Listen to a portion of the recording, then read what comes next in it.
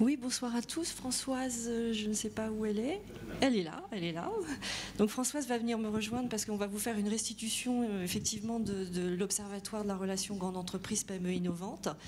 D'habitude, on vous présente essentiellement les résultats sur la partie PME, ce que les startups et les PME innovantes pensent des grands groupes.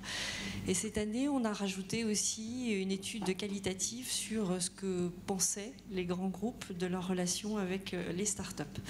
Ou en tout cas, qu'est-ce qui se passait dans cet univers-là, dans cet écosystème-là. Donc on va y aller doucement. Grande entreprise, PME innovante, tout est dit.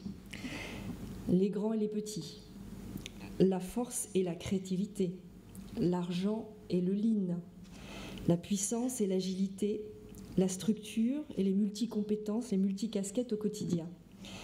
Mais comment cela peut-il marcher ? C'est toujours la question qu'on se pose depuis 12 ans et à laquelle on essaie de répondre tous les ans. Ce soir, nous allons partager une fois de plus des relations exemplaires entre ces grands et ces petits qui ont su concilier ces éléments structurels presque inconciliables sur le papier. Et la recette c'est quoi ? Quand on parle avec eux, la recette, c'est la conviction, c'est l'intelligence de la relationnelle. Tiens, j'aurais dû vous mettre le petit slide qui va avec. Donc la recette, c'est la conviction, c'est l'intelligence relationnelle, comme je disais. Le pragmatisme, ce sont des hommes et des femmes donc, qui font la différence. Et ça, c'est une vraie recette, même si elle paraît un peu banale. Et ces hommes et ces femmes savent aussi allier au quotidien les contradictions et l'énergie. C'est ce que nous raconte donc depuis 12 ans l'Observatoire et les trophées, sur laquelle d'ailleurs, au passage, c'est quand même un sujet qui est très à la mode aujourd'hui et je pense que l'IE Club était très précurseur sur ce sujet-là puisqu'il y a déjà 12 ans, c'était une de nos prérogatives. Alors, cette année, l'Observatoire de la relation grande entreprise PME innovante nous a révélé non pas des nouveautés imprévues, mais des inflexions de tendances claires. Nous avons aussi ajouté à notre enquête un petit focus sur les incubateurs, parce qu'on sait quand même que c'est un phénomène qui commence à prendre un peu d'ampleur, et donc ça pouvait être intéressant d'avoir aussi ce focus-là. Donc Françoise Boyer, qui est directrice marketing d'Eming, va vous parler de la vue côté start-up et moi côté grand groupe. Donc pour les grands groupes, on a interrogé une dizaine de porteurs d'incubateurs et d'accélérateurs ou d'autres dispositifs, et voici donc quelques éléments qualitatifs sur lesquels on peut vous donner une vision pour 2007.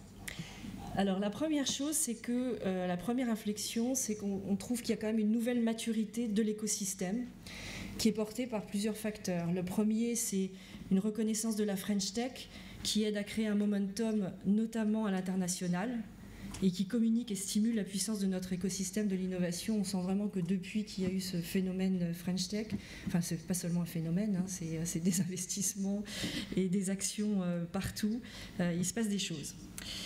Ce qu'on voit aussi, c'est des initiatives de l'écosystème sur le thème de la relation grand compte start-up. Et cette année, ça a été plutôt riche. Hein. Si je vous parle de Viva Technologies, ça doit vous parler. d'InnoGénération, de RES, de Cap Digital qui développe des services, du Hub de la BPI. C'est des exemples qui sont multiples et qui montrent que c'est vraiment un écosystème qui évolue de façon positive. Et puis, ce qu'on peut voir aussi, c'est une deuxième vague de dynamique de création d'incubateurs. C'est-à-dire qu'il y a eu les premiers précurseurs il y a 3-4 ans. Et là, cette année, on peut voir qu'il y a quand même beaucoup de nouveaux qui arrivent, enfin de nouvelles grosses entreprises qui créent leur incubateur, leur accélérateur, qui n'avaient pas encore passé le pas. Et je citerai Galeries Lafayette, Valeo, Kérus, Webhelp, etc. Je pourrais en faire une liste importante. Je vous ai mis quelques chiffres du bivouac. Aujourd'hui, 100% du CAC 40 a des incubateurs ou des accélérateurs. C'est 10 fois plus qu'il y a 5 ans et 5 fois plus de fonds d'investissement corporate. C'est quand même très très significatif sur la dynamique sur laquelle on est sur ce sujet-là. La deuxième grande inflexion... Ah mais j'ai pas appuyé sur le bon, c'est ça. La deuxième grande inflexion de tendance se révèle là, par contre, quand on regarde les plus matures, ceux qui ont commencé il y a 3-4 ans, ceux qui sont partis les premiers. Alors, je parle d'Allianz, je parle d'Orange, de Bouygues, de BNP. Et bien aujourd'hui, ce qui ressort de notre analyse, c'est que ces incubateurs, ces accélérateurs doivent rendre des comptes. C'est-à-dire qu'on est passé d'un mode où on était dans un mode de communication, c'est-à-dire on faisait un peu de buzz autour de la capacité de l'entreprise à faire de l'innovation, et aujourd'hui les directions générales demandent de passer donc de la communication à la réalité du business, avec un besoin certain de prouver que les pilotes, les partenariats et tout ce sur quoi ils ont communiqué peuvent changer significativement leur business et leur permettre surtout d'anticiper les disruptions de marché possibles mieux que ce que faisaient avant leurs organisations de R&D, leur BU en tant que tel, etc. Donc là, il y a vraiment une attente de résultats vis-à-vis de ces nouvelles structures incubateurs, accélérateurs. Ce qu'on peut noter aussi, c'est que la relation avec les BU, et souvent ces incubateurs accélérateurs ont eu peut-être un peu de mal à se faire leur place par rapport à une compétition interne, disons. Aujourd'hui, pour les plus matures, c'est plus un sujet parce qu'elles ont fait des pilotes, elles ont fait des preuves de concept, et les BU ont compris que travailler avec ces accélérateurs incubateurs était vraiment un point positif. Par contre, le point d'inflexion vraiment qui est noté, enfin moi que j'ai pu noter au travers des interviews, c'est que la barrière du risque sur l'impact de ces innovations sur le business traditionnel reste une vraie barrière. C'est un point d'achoppement majeur à des déploiements plus vastes que les pilotes ou les preuves de concept qui ont été faites. Alors bon, il y a des exceptions bien entendu, mais souvent, et on a des exemples, je ne vais pas citer La Poste, mais je sais qu'il y a des exemples sur La Poste, où les startups amènent un modèle tellement disruptif par rapport au business traditionnel de la BU que ça engendre des risques sur les employés, des risques sur le chiffre d'affaires, et là, c'est là où en général il y a un petit peu de butée. Et c'est justement sur la taille des déploiements que les enjeux se posent. Donc c'est à la fois l'échelle de la transformation induite, la taille des investissements, la gestion du risque sur le business actuel et sur l'emploi, comme je le disais tout à l'heure. Et ce ne sont évidemment pas des sujets sur lesquels il y a des réponses évidentes et qui peuvent être résolues simplement dans ces grandes organisations, parce qu'on sait qu'il y a un écosystème de fonctionnement dans les grandes entreprises qui font que ça ne change pas aussi vite qu'on voudrait le voir à certains moments. Et puis, autre chose qui est intéressant de noter, c'est que lié à cette demande de résultats, on voit quand même les directeurs généraux qui montent un peu en puissance, qui passent là aussi de la com à des investissements un peu plus lourds sur l'innovation pour leur groupe. Et on a vu ces sujets traités notamment avec la prise de position forte des DG cette année d'Accor, de L'Oréal, de l'Orange, qui en sont des exemples types. Et parce qu'ils ont en fait compris que travailler sur l'innovation, c'était donc non plus seulement de la com, mais travailler sur les futurs actifs de l'entreprise. On a vu aussi l'exemple de Sébastien Bazin qui a créé son board de jeunes prometteurs internes pour apporter plus de modernité dans la prise de décision et plus de vitesse. Troisième inflexion, excusez-moi. Ah, il y avait des petits... Voilà. Donc là, quelques éléments aussi de sources de Odaxa que je voulais partager avec vous. Alors, troisième inflexion, c'est côté opérationnel, parce que ça, c'est quelque chose qui nous est remonté depuis des années par les startups qui disent oui, mais alors travailler avec les grands groupes, c'est l'enfer, on n'a pas de ressources, on n'a pas assez souvent de ressources, ils ne se rendent pas compte. On a besoin de beaucoup plus de choses. Et du côté des grands groupes, ce qu'ils nous disent, c'est qu'ils ont vraiment, et on le voit, ils ont vraiment travaillé cet aspect-là. Et ces difficultés traditionnelles telles que les processus de qualification achat, les contrats, les conditions de paiement, etc. ont été travaillés pour faciliter l'intégration et la relation avec les startups. On verra avec Françoise ce qu'en pensent les startups. C'est intéressant. Et le dernier point que je voulais soulever avec vous sur ces éléments opérationnels, c'est que on a beau dire aujourd'hui qu'il se passe plein de choses, et on l'a vu, il y a 100% du CAC 40 qui a des incubateurs, des accélérateurs, etc. Il faut quand même être réaliste en disant que le processus de qualification des startups reste quand même très, très élitiste. Quelques startups souvent sélectionnées pour des centaines de candidats. Ce matin, j'étais au lancement de la saison 5 de Orange Fab. Ils ont eu un peu moins de 200 dossiers, ils en ont sélectionné 10. Donc même s'il se passe des choses, aujourd'hui la volumétrie de ce qui se passe n'est pas non plus dans des proportions qui... elle est dans des proportions qui sont liées à la faisabilité de l'intégration des startups. Et donc ce n'est pas non plus un mouvement de masse qui intègre des startups dans les grands groupes. Et puis c'est augmenté du fait cette sélectivité que les grands groupes maintenant ils cherchent plus seulement sur la région parisienne mais ils vont partout en France et aujourd'hui ils ouvrent même leurs incubateurs accélérateurs à l'international, ce qui est sain mais ce qui rend encore la compétition plus âpre. Quatrième point d'inflexion, c'est le modèle d'interaction. En fait, quand on regarde, je vous ai beaucoup parlé d'accélérateurs, d'incubateurs, mais en fait, il n'y a pas de modèle exemplaire de fonctionnement entre les grandes entreprises et les startups. Et on peut voir que ces modalités d'interaction pour interagir sont multiples. D'ailleurs, les prochaines interventions qu'on va avoir de nos intervenants vont vous le démontrer une fois plus. Et on peut percevoir qu'il y a vraiment plein de modèles d'expérimentation sur la façon d'avoir la relation avec les startups. Il y a les accélérateurs, il y a les incubateurs. Et d'ailleurs, sur ces deux sujets, il y a des périmètres de responsabilité qui sont très variables d'une entreprise à une autre.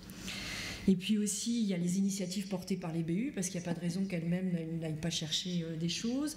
Il y a des initiatives d'entrepreneuriat, il y a des initiatives de partenariat avec des centres de R&D et des centres universitaires de recherche. Il y a des hackathons, enfin bref, si on liste toutes les possibilités, il y en a de multiples et on ne peut pas dire qu'il y a un modèle qui ressort de tout ça.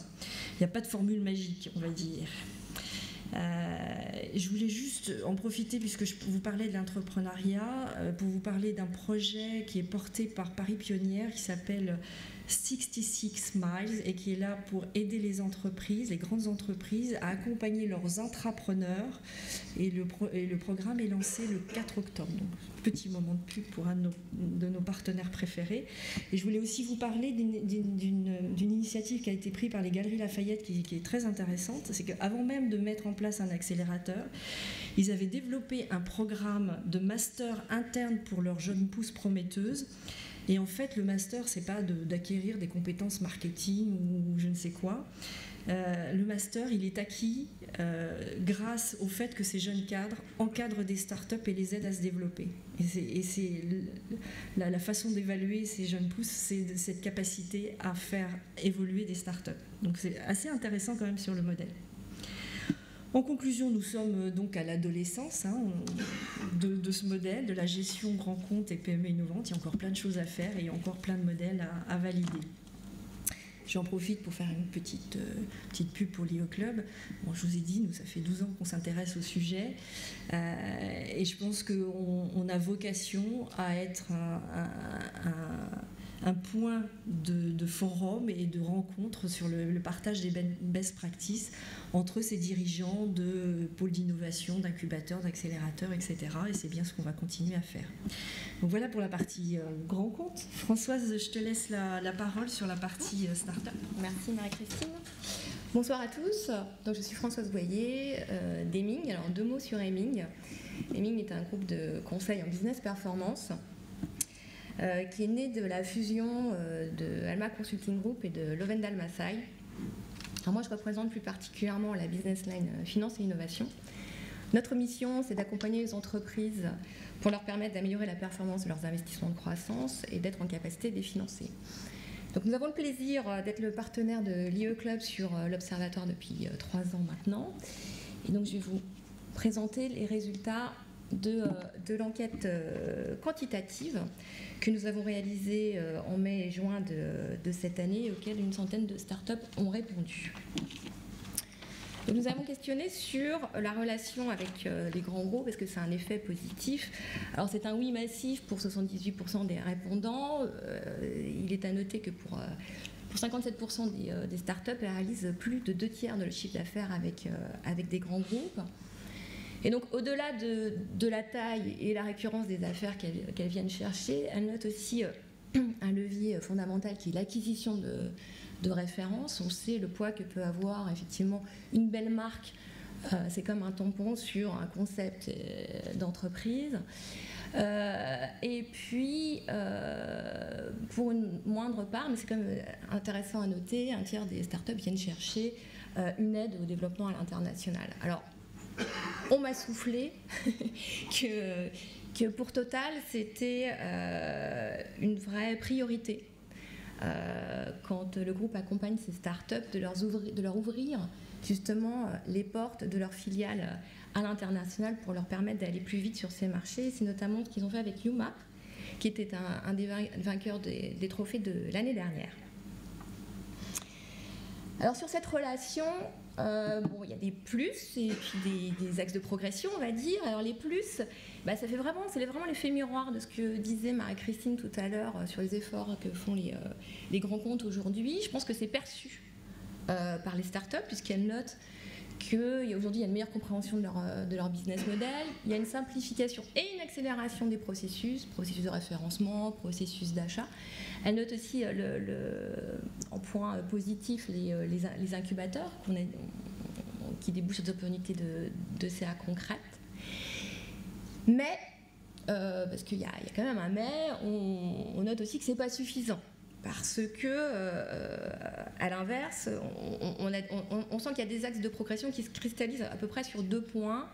Le premier, c'est la lourdeur administrative. Les startups pensent qu'elles n'ont pas les capacités, ni le temps, ni les ressources pour répondre aux exigences des grands groupes, notamment sur les processus d'achat. Donc on le voit, nous, chez Heming, quand on veut répondre à un appel d'offres, mine de rien, c'est 3 à 4 personnes qui sont mobilisées sur plusieurs jours. Donc c'est du temps que les startups n'ont pas. Et puis, le deuxième point, c'est les délais de paiement. Quand on sait qu'aujourd'hui, vraiment, le cash, c'est le nerf de la guerre, surtout dans les petites structures. Alors pour développer les affaires avec les grands comptes, les startups plébiscitent d'abord le networking, et je pense que c'est aussi pour ça qu'on est là tous ce soir. Le networking avant les relations commerciales, et puis la communication et le marketing. Voilà. Alors, cette année, on les a interrogés, ce que disait Marie-Christine, sur justement les incubateurs. Alors, les incubateurs, il n'y en a que 17% des startups qui pensent que c'est un moyen pour développer les affaires. Ça fait peut-être référence à ce que disait Marie-Christine tout à l'heure sur oui, c'est bien, mais il y a cette sélectivité, donc on sent que c'est quand même pas pour tout le monde. Mais les startups leur reconnaissent vraiment l'aspect structurant. Elles plébiscitent leur accompagnement technique et financier et l'effet booster. Voilà, être dans un incubateur, c'est permettre c'est se donner les moyens d'avoir un développement beaucoup plus rapide. En matière de financement,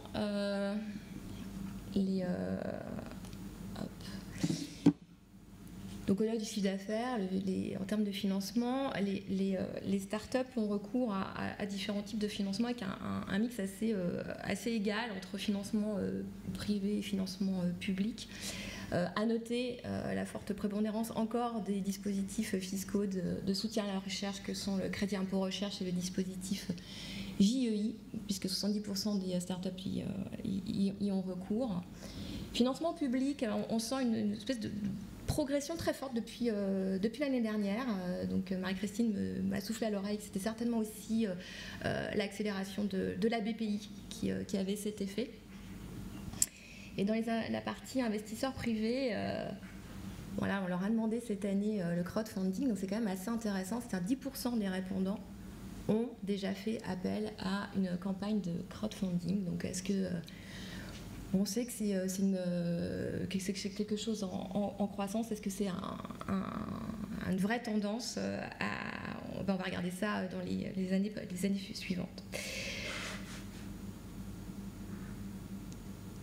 Ce qu'elles nous disent aussi, ces startups, c'est que au-delà des dispositifs qui existent, ce qui serait bien, c'est que pour leur permettre d'innover plus, d'aller plus vite, de se développer plus vite, ça serait de faciliter l'accès à ces financements. On sait que sur le financement public notamment, tout ce qui s'agit de subventions, ça peut être compliqué de trouver les organismes financeurs, de monter les dossiers, de suivre, de faire le reporting, etc. Voilà. Et je pense que ça peut faire une bonne transition avec la suite, puisque je crois qu'on va parler de financement privé. On